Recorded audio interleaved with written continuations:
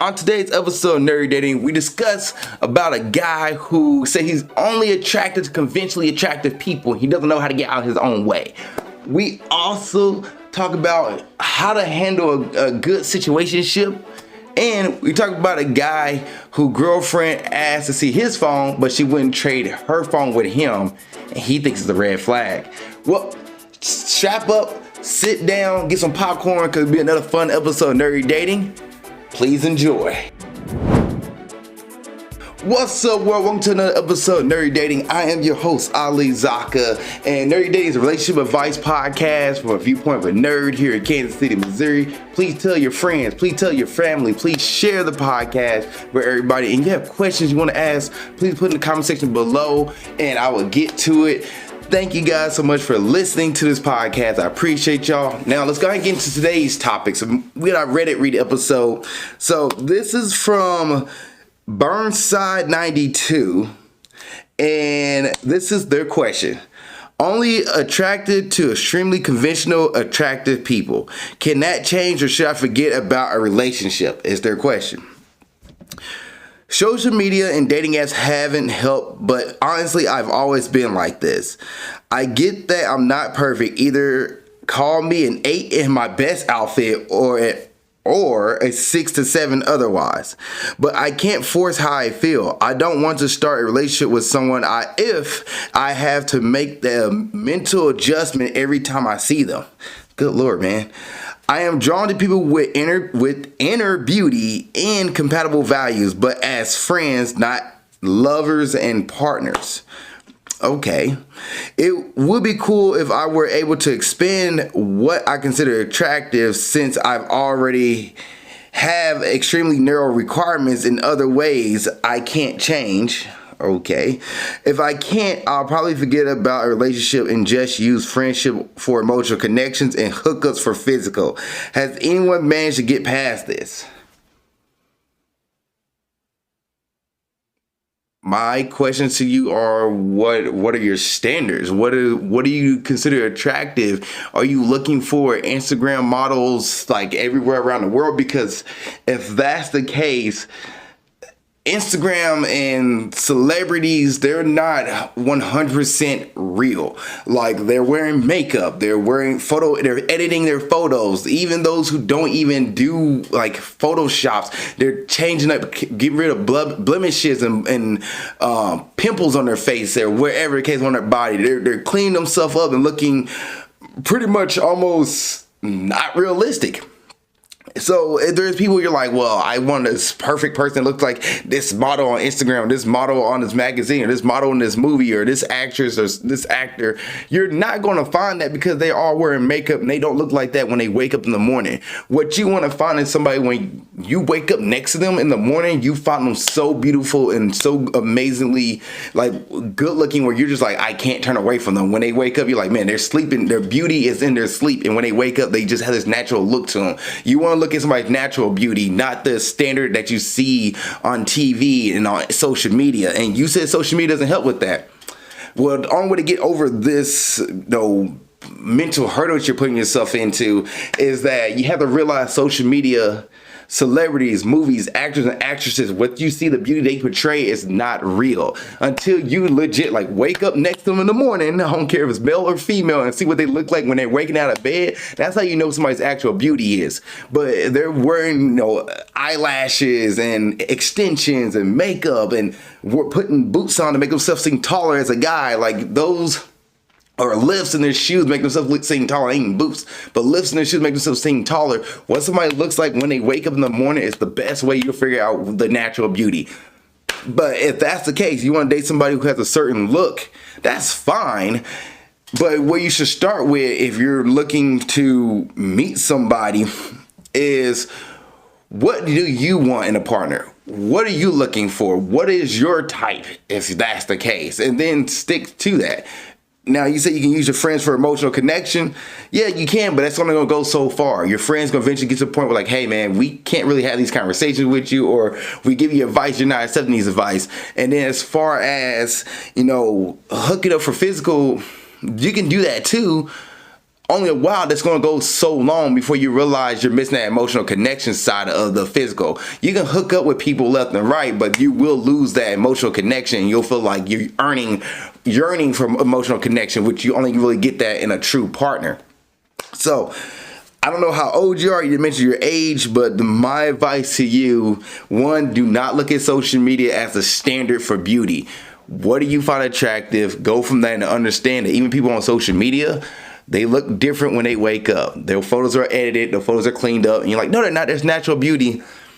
There's probably some kind of filter on there. If there's not a filter, then they're probably wearing some kind of makeup. They're posting a photo on Instagram. Now, the best way to figure out somebody what really looks like, watch them post a gym photo that's not posing and actually working out. Then you'll see somebody's real look.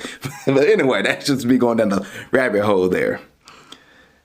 All right, next one. What's some good dating advice for a situationship? This is from, they were deleted, the username deleted herself. But actually, before I even hop into that, I'm curious what other people said in the conversation on that last post. And here's the first person said, before I hop into that next one, they said, are you unable to snag anyone attractive? And then the original poster said, I get interest occasionally, but they always been incompatible in other ways. Dude, like, you gotta understand what you want. That's right there and there. I'm not gonna say more. You need to understand what you want. This person dropped the book. I'm not about to read what this person said. And this person said, Throw Raw 2756.9 said, I thought everyone dated what they thought were 10 out of 10 people to them. You might want to open up your mind a little if it's just conventional attractive when there are not a lot of these. I mostly dated conventionally attractive women except for one. Didn't make the relationship any better. Winky face. I don't like the way they did a winky face. And the original poster said, the one that wasn't conventionally attractive, what did you find attractive? And Throw Raw 2756.9 said, I don't know. It just felt natural. Like her features were really unique, but cute anyway. And her personality made her more attractive than all my other exes somehow. Yeah, 'cause he's attracted to her mentality, her personality. Like, there's more than... I've mentioned this before on another podcast. Your looks get you through the door. Your personality what keeps you in the house. Your looks get you through the door. Your personality keeps you in the house. If you're looking for looks only, that's only so far that can take you in a relationship. That's really shallow, and you're not gonna find somebody that's compatible. Oh, they got the look I want, but yeah, their personality doesn't match. Y'all have nothing compatible together. Looks do play a part into it. Yes, looks get you through the door, but the personality keeps you in the house. So, to you, man, you need to know what you're looking for one. Like, let's start with the personality of the partner you want and the person you want to date. That personality, start from there. Their interests, your interests. What interests do you have? What values do you have? Start with that. What value would you like your partner to have? Start with that. Goals. Do you want to get married? Do you not want to get married? Whatever the case would be. And then you can start adding, okay, well, I want her to be 6'2". I want her to be 5'7" or 5'3". I want her to be blonde or brunette or redhead or freckles. Like, then you can start doing whatever you want in that partner. But just understand, when you're narrowing it down that much, you will be knocking your other potential partners who have those same values and personalities you want out. So, all right, moving on. Back to the person who deleted their account. They said, what's some good dating advice for a situationship? Don't get too serious in a situationship. Now, if you want to try to change the situationship, get out of a situation and turn into a relationship, then you need to be upfront and honest with the person you're talking to. Say, hey, I want a relationship. I want a label on this. I don't like situationships. I don't like this pull and knowing if you're going to text me, not knowing you're going to text me, not knowing you're going to call me, not knowing you're going to call me, not knowing we're going to date, not knowing we are going on a date. We're hooking up. We're not hooking up. Like, I don't like this. I want consistency. I want a partner. But if you're somebody who's okay with casual, and wherever your version of casual is, where you don't want a label, you just need somebody to show up here and there, like the previous person wants somebody to be physical to hook up with, or talk about friends that's emotional. You want somebody to be here and there, then go for it. That's what you're looking for. But if for a situationship, some good dating advice. One, we need more context, but good dating advice would be, one, what do you really want? And two, if you do not want a situationship, establish that and say, I don't want a situationship. If you do want a situationship, just go with the flow. Don't put too much pressure on it, because it's not gonna be worth your time at the end of the day. Eventually somebody in that situationship will want a relationship, and if nobody does, then y'all just pretty much being F buddies and have fun with that.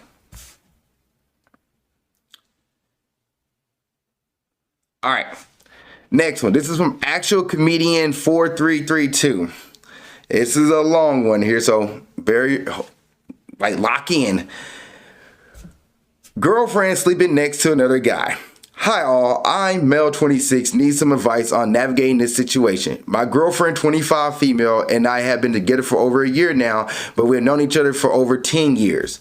The relationship is amazing in every aspect and I cannot wait to spend the rest of my life with her, but there is one thing that I can't seem to get over. She has a best friend that she has known for many years, male 25, and are still quite close. He is bi and she says they have never hooked up, which I believe.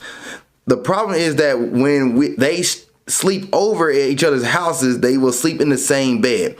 I don't think anything happens, but it's still such a difficult thing for me to get over. She kept saying that it's not like having a sleepover with one of the girls. Oh, wait. She kept saying it's like having a sleepover with one of her girls. I have expressed how uncomfortable it makes me, but yet she still will do it. Am I in the wrong for not being okay with this? Is there maybe something I'm missing? Is there a better way of approaching the way I express my concerns with this? Any advice would be highly appreciated. Thank you in advance. Too long, didn't read. My girlfriend still shares a bed with her male best friend. So you expressed this to her, and she said she don't see anything wrong with this. Okay. She says it's like if she slept in the same bedroom with a girl best friend, which even then you're grown adults. If there's more to, I don't know. To me, like if you're on vacation and there's a hotel room, I don't know, I would sleep on the couch. I wouldn't even think about sleeping in the bed with my best friend. I wouldn't even think about that. I'm trying to be devil's advocate here, and it's almost hard to do that. If that's her prerogative, man, it makes you feel that uncomfortable, and you express it to her, and she's not willing to accept that. You have to ask yourself: are you comfortable dating somebody who sleeps in the same bed with their best friends, guy or girl? And they do it all the time. They have sleepovers. Yeah, she says nothing's happening. He's bi, okay, but she's saying nothing happening. But at the same time, if you're not comfortable with that, and you brought this to your partner, and your partner's not willing to change that, you have to be able to say, you know what, I am willing to let this relationship go. I want a partner who respects when I ask them, hey, can you not sleep in the same bed with your best friend? Can you not do that? And they say, well, why can't I? Like, what's the problem? They argue back with that and you say like, hey, it makes me feel uncomfortable that you sleep in the bed with your best friend who is a guy. It makes you feel uneasy, and I just don't feel. You can be like upfront, like, I just don't feel safe that you sleep in the same bed with your guy friend. I don't think nothing might happen, but to me, it seems disrespectful to me that you sleep in another bed with a man that's not me. And you can put it like that. Yes, it's going to sound insecure. Just be upfront and honest with that. And she's like, hey, well, I want to continue to respect my partner. You know, thank you for expressing that concern to me. If she doesn't go down that route and goes back to barking, well, you're just insecure and you don't know us and we've been friends forever, then you have to be like, okay, I'm willing to lose this relationship. I'm going to take time to figure out if I really want to be, and you have to say this to her, be like, okay, I'm going to take time to think about a relationship here for a moment. And she's going to be mad at you for trying to walk out on the fact that she's sleeping in bed with another partner. But if she knows that it makes you feel disrespectful, make you feel uncomfortable, she would probably tell her best friend, hey, it's a cool you sleep on the couch, or you sleep the bed, I take the couch, or he come over, bring a blow up bed, that way he can sleep on the floor and she can sleep in the bed. There's other ways you can do that with you two not being in the same bed. But I can see how it can be a little bit like, I don't like that, and depending on how she reacts to it. And then she's like, no, I'm going to continue to sleep in the same bed with him, and we sleep over each other's places. Okay, you gotta be like, I'm going to stay. Go for it. You understand? It's that one little quirk that she has and that she can't get over, or you're like, you know what, this is not for me. I'm out. And I do want to read the comment section on this one because I'm curious what some people said. So, okay. Insert Moist Hedgehog here says, yeah, I wouldn't be okay with that. It's weird. Why can't she sleep on the couch or anywhere else besides the bed? You need to set your boundaries and stick to them. If she refuses because she wants to sleep next to her male best friend that badly, well, then you know where you stand. Exactly. And then the original poster says, thanks for the reply. They both have really small couches and she doesn't seem to see any issue with them in the same bed because they have been doing it for years. And then somebody else who deleted their account says that's passive aggressive and puts the blame on her. Not mature advice. The OP is one part in a two of the relationship, and boundaries are meant to keep the person settling them at peace. This person missed a few words, but not as an ultimatum to control another person's actions. Somebody must have mentioned like maybe they should not break up, but do something as a ultimatum. I wouldn't give somebody an ultimatum like whether or not this, like, hey, you need to get that done with this, or I wouldn't give an ultimatum. I'm gonna be like you need to be done with this or break up, or you break up. But I would be like, ask myself, can I be okay with somebody doing something like that? If you can't be okay with it, then you need to leave. Not saying they need to stop or we break up. Be like, hey, it's just something I'm not comfortable with. I'm sorry, I can't do this. You can continue doing that, but I can't be a part of a relationship like that. Those are two different things. Somebody wrote a book here, but let's see what Hide Yo Old Bean. Okay. I think this would make a vast majority of men uncomfortable. She's 25, so she should be old enough to understand boundaries and respecting another person's feelings. Here's what I would say. I'm sure that nothing is going on romantically between the two of you, but despite that, it does make me uncomfortable. Yeah. It's difficult for me to feel secure in a relationship with someone who sleeps with another man in the same bed.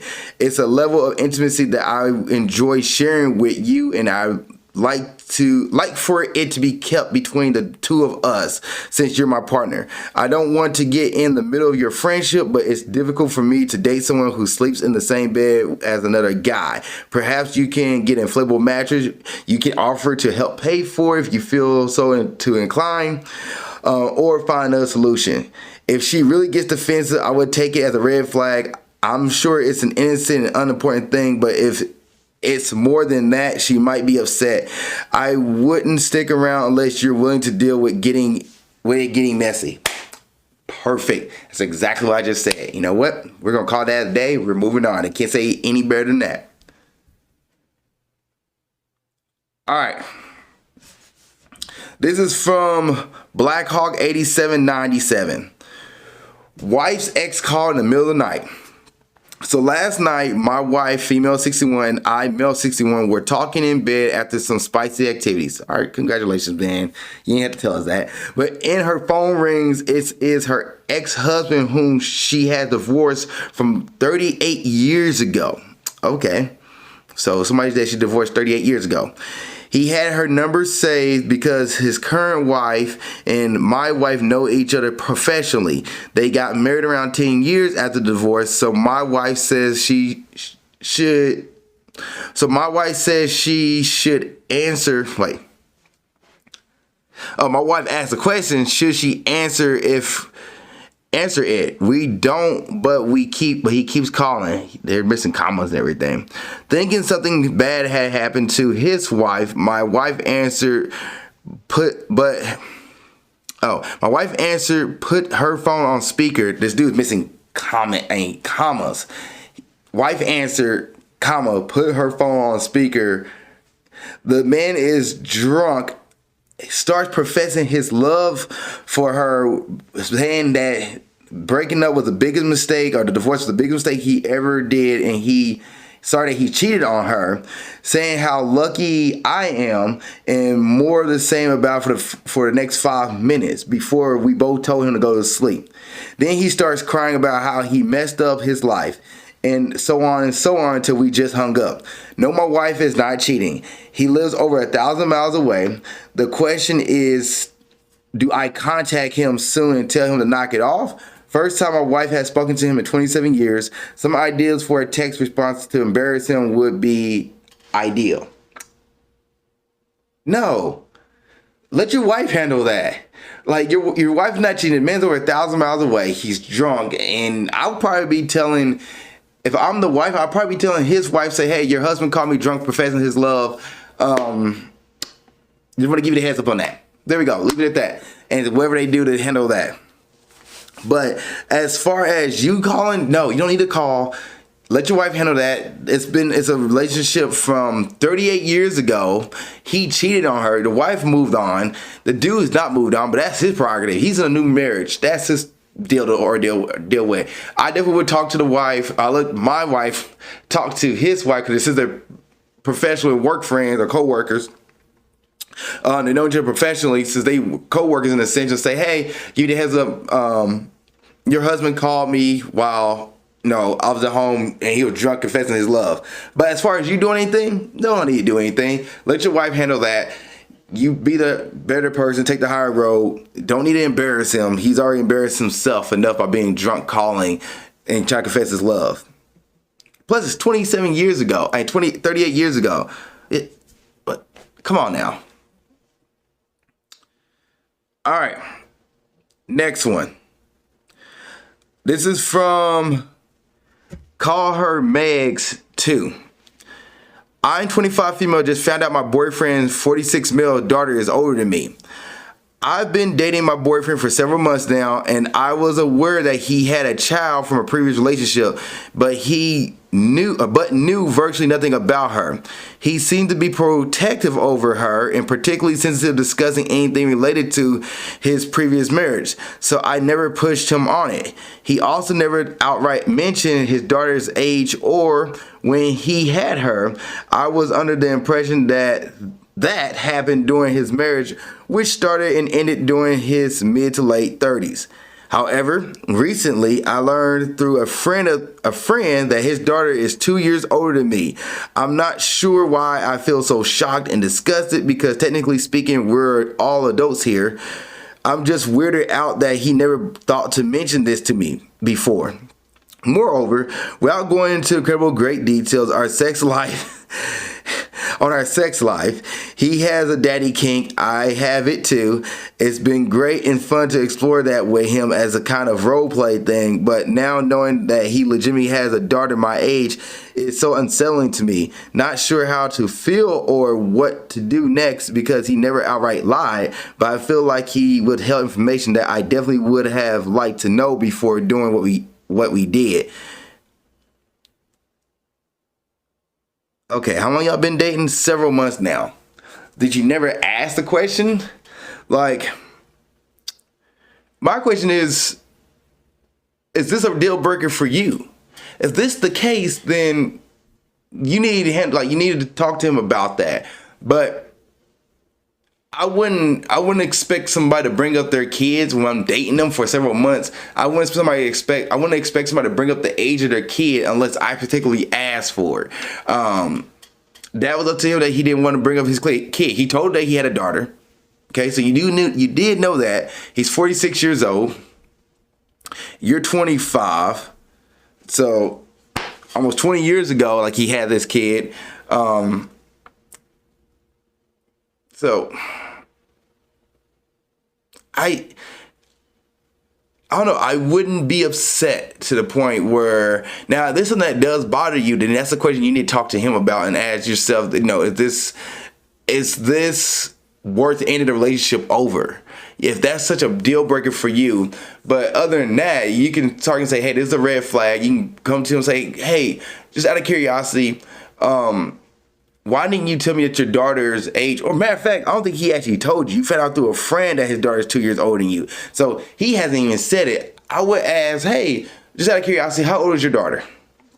To see what he says. If he's like, oh yeah, she's this age, you'd be like, oh, okay. But I wouldn't even put the daddy kink thing in the same conversation as the daughter, because that's what you're coming to. You're like, well, we have this daddy kink thing. I have the daddy kink too. You're okay, mazel tov. Y'all both have the same kink. Y'all both enjoy the same kink. Good for you guys. Have fun with that. But I wouldn't judge him as a person because his daughter's 2 years older than you. I wouldn't do that. But this is such a deal breaker with you, then you need to work with that with yourself and ask, are you comfortable enough dating somebody who has a daughter that's older than you and that has a daddy kink, but you also have a daddy kink. When you're dating men in their 50s and 40s, you're going to find men who might have daughters around your age. You're 25, like 20 years, there's somebody who's 20 years older than you. I mean, they're having kids in their early 20s, if not late teens. So like, there's a possibility you can run into more of that out there. So if it's such an issue, the first person to go, girl, he is 46. What did you expect? And they literally came here to say the same thing. Somebody else said the same thing. I literally came here to say the same thing. Like, man, he's literally twice your age. Yeah. If that's what you're looking for, just expect people older going to have kids. Maybe if they're in their 20s and 50s, 40s and 50s, just kind of expect them might have somebody around your age, especially if you're in your 20s. Now, you got to ask yourself, are you comfortable with this and you're willing to end your relationship over this? I don't know. That's a question you have to ask yourself. If you're not comfortable in your relationship, then continue to have fun, continue to date, understand his daughter's around your age. But if you're like, you know what, I don't want to date somebody who has a daughter who's 2 years older than me, that's fine. Be upfront with that. But I would say start with asking him the question of how old is your daughter, because you don't really know. You found out from a friend. And then ask him from there, how come you didn't tell me about your daughter's age? Or he probably like, you didn't ask, but I'll just ask, how old is your daughter, and go from there and just understand the conversation from there and see what he says. And then you can ask, no, how come you didn't ask me? He was like, you didn't ask. Like, all right, fair. Just leave it at that. But I wouldn't try to put anything malice behind it. And also, how does he treat you? How does he take care of you? Is he nice to you? Is he, treat you with respect? Has the same values? All these other things to look into before saying, you know what, this is too big of a hurdle for me to get over. All right, one more, we'll call it a day. My girlfriend accused me of talking to another woman and then refused to trade phones with me.